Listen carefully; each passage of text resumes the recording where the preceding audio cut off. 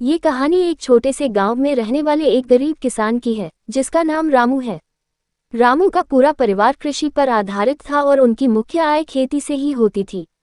वे एक छोटे से खेत में जैविक खेती करते थे और उन्हें खेती में विशेष रुचि थी।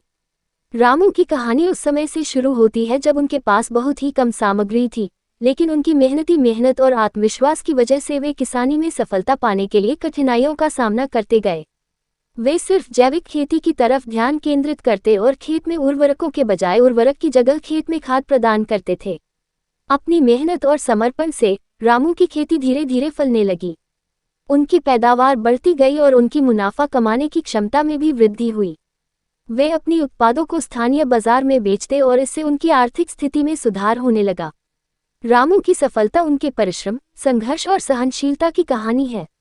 उन्होंने कभी हार नहीं मानी और हमेशा आगे बढ़ने का प्रयास किया।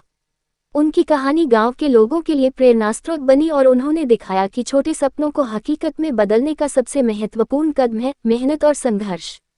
इस कहानी से हमें ये सीखने को मिलता है कि सफलता पाने के लिए धैर्य और परिश्रम अत्यंत महत्वपूर्ण होते हैं, चाहे आप किसी भी क्षेत्र में हों।